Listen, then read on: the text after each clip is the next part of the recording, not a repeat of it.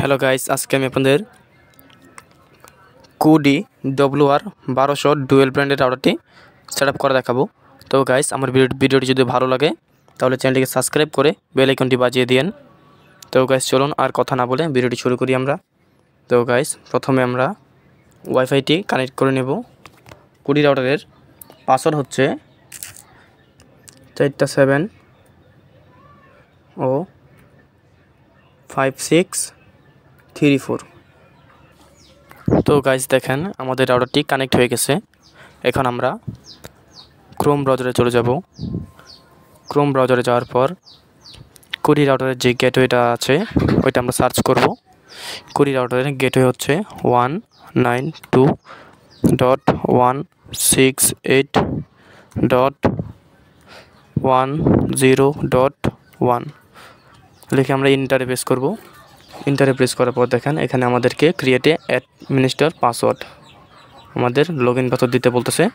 তো গাইস, আমি এখানে লগইন পাসওয়ার্ড ADMIN অ্যাডমিন 123 দিয়ে দিলাম। দিয়ে দেওয়ার পর কনফার্মে চাপ দিলাম। কনফার্মে ক্লিক করার পর অপারেশন মোড ওয়্যারলেস রাউটার রেখে নেক্সটে ক্লিক করব।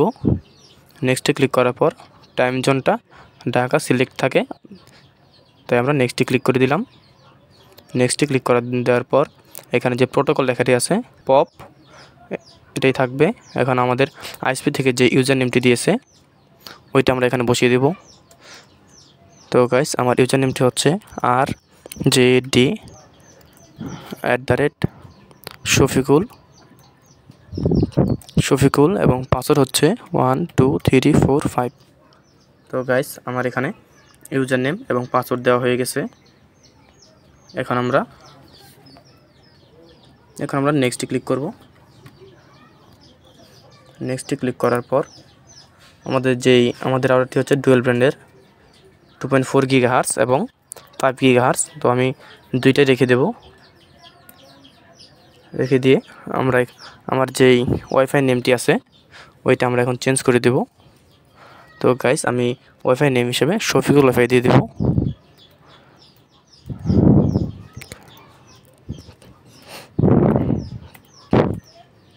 শফিকুল ওয়াইফাই দিয়ে দিলাম এবং সেম এটা নিচেও দিয়ে দিলাম 5 GHzটাও।